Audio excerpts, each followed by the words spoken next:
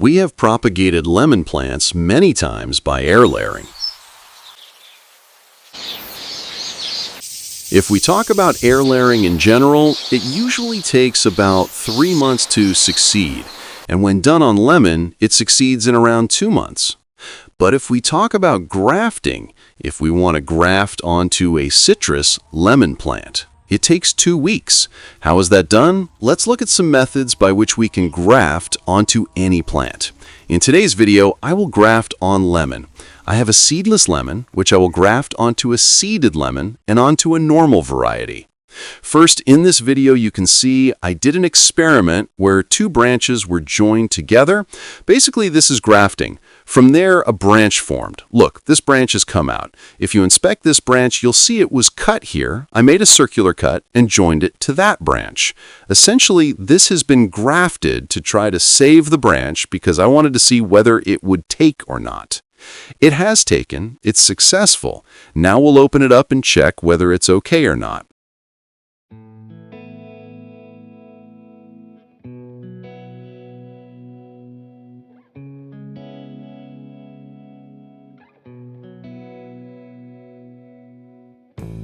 I'll open it with my blade to check whether our grafting was successful.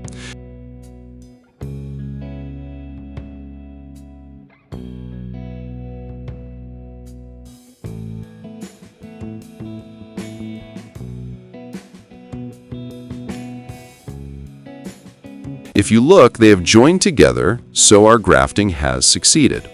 This technique is called contact grafting. It's a very good method. You can do it in any month at any time, and it will help your grafting succeed. See, both parts have joined together, and they've joined very well. That was our first technique called contact grafting. Now let's also look at how contact grafting is actually done. So let's start. Before starting, I'll show you some other grafts. This is patch bud grafting that I did on this plant, and it has been quite successful. After that, look, I have done scion grafting here too, and it has also been successful.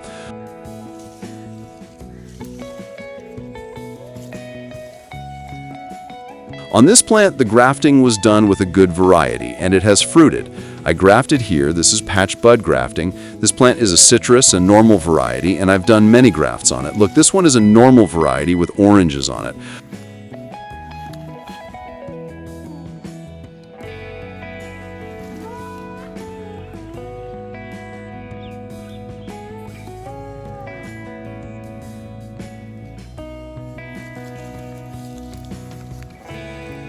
I'll show another plant that was grafted to get better fruits. Essentially, grafting encourages fruiting. That's how the grafting technique works.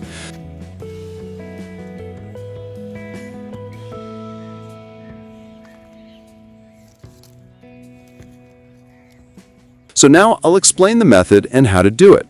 This is my plant on which we're going to do contact grafting. Let's see what things are needed for contact grafting and how it's done. This plant is small, and I have grown it in a poly bag, where we make the first half cut so that we get the branch appropriately and can know its width.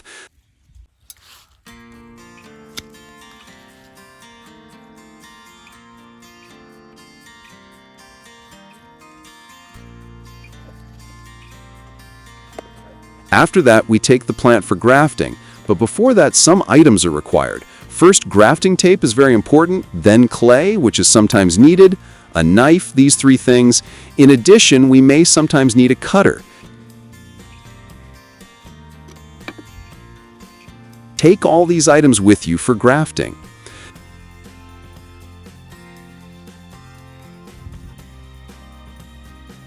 Now we've come to our seedless lemon plant, and here I have found a branch that is quite suitable for contact grafting. We make a slot. See, I have it positioned here. We will perform contact grafting here so it makes good contact. First, we must see whether it can be combined with the other piece, whether they match well or not. So we first check that the widths correspond. The first thing we do is remove the leaves on both sides so we can clearly see how to make contact and how to combine them.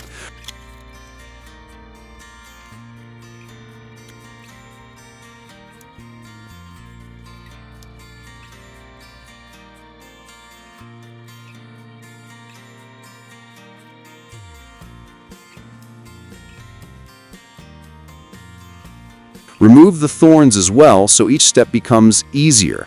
Contact grafting is very easy if you keep a few points in mind. You can do contact grafting in any season. Now we will clean this branch too, leave only 2 or 3 leaves and remove the rest.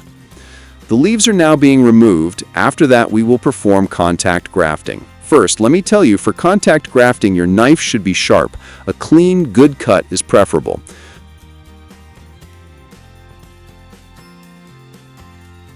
I usually use a blade for such work. Your hand should be steady. If it is, your grafting will be successful. It's not that difficult. Now let's place it and check if the 2 parts match properly. This is the spot where they combine well, so this is where the grafting should be done. If we make the cut correctly, the grafting will succeed. So now we'll mark the spot, take out the blade, and make the cut. The cut should be clean, not so deep that the branch becomes weak, but not too shallow either. Only the upper bark layer should be cut, just enough for both branches to fit together neatly.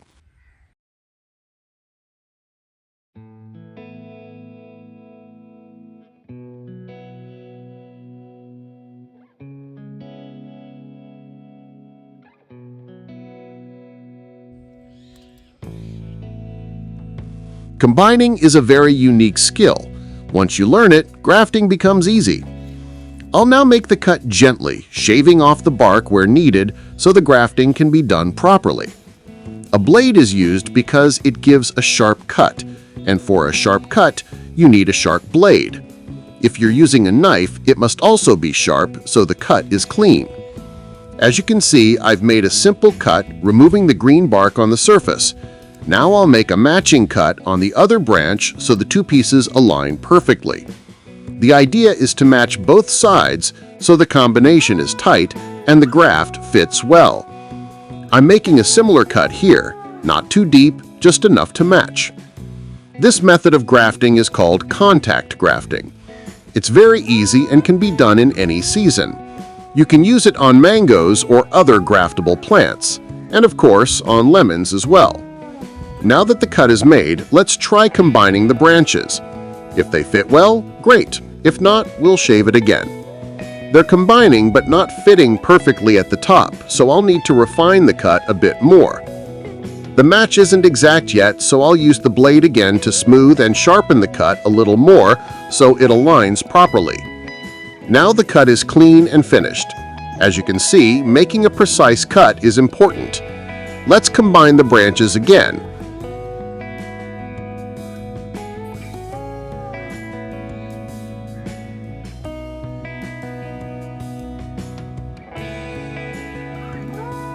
This time they fit nicely and match properly. Now we'll use grafting tape, which is essential for this step.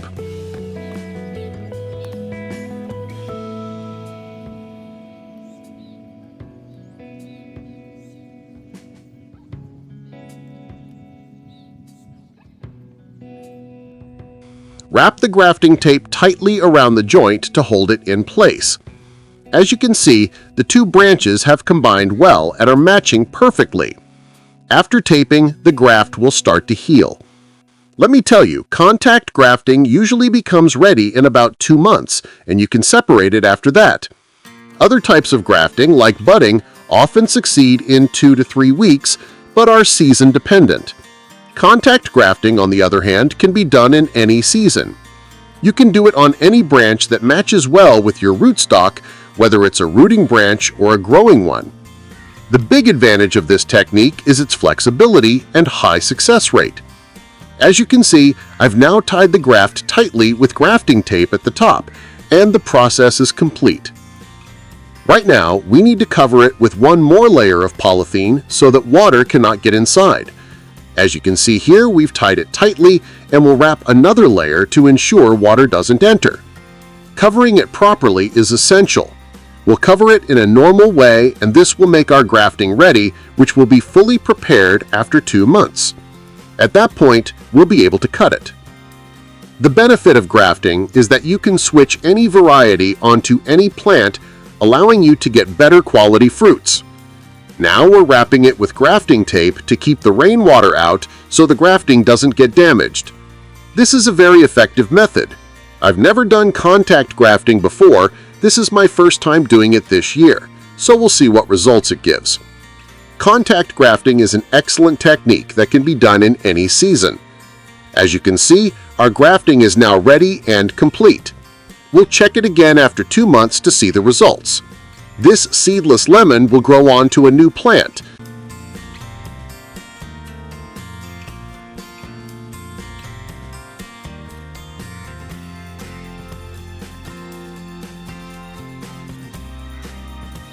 You can see there are already plenty of lemons growing on it in good quantity.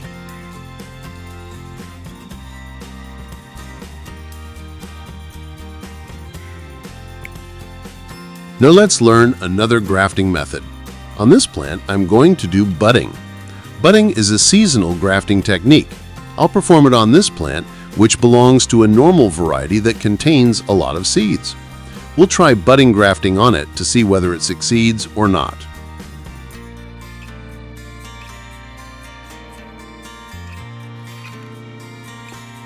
First, I need a suitable branch for budding, so I've brought one from my seedless lemon plant.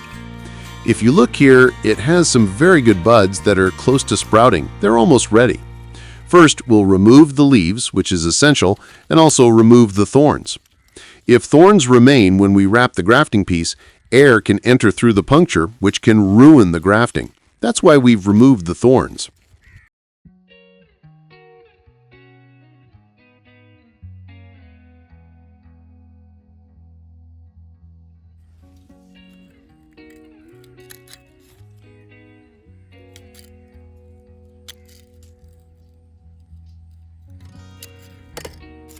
Next, we have to find a bud that suits our branch.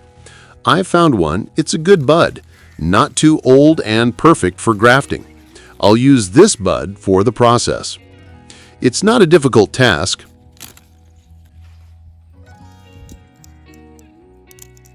First, there's a thorn here that I'll remove. Then we'll make a normal cut like this, and then another cut like this. That's all. You can see the cambium inside. Make sure not to remove the cambium during grafting. It must remain intact. You can see we've made a clean cut and the cambium is visible. Now we'll remove the bud along with its wood because we're doing wood bud grafting, not patch bud grafting. Hold the branch like this, upside down slightly. To extract the bud, make a cut like this first, then another from here to there, so the bud comes out sharply. Cut where it's attached and the bud will separate. The bud is now fully ready for grafting.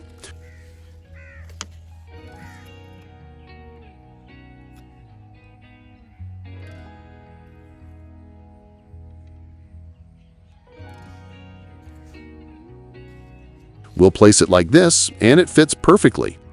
Next, we'll wrap it with polythene using grafting tape. This particular branch is a bit tricky to wrap, so we have to hold it firmly. Remember, when wrapping grafting tape, there should be only one layer over the bud.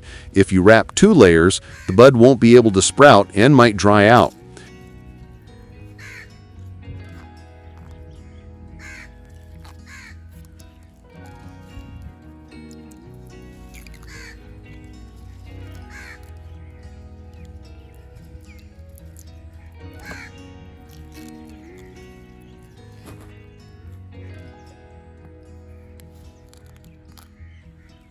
As you can see, I've wrapped just 1 layer over the bud.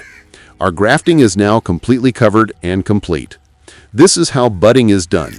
If you want to do budding, that's fine, but right now it's the budding season, so we used this method. However, for contact grafting, there's no fixed season. You can do it anytime. I hope you liked this video. If you did, don't forget to like and subscribe to the channel. See you in the next video.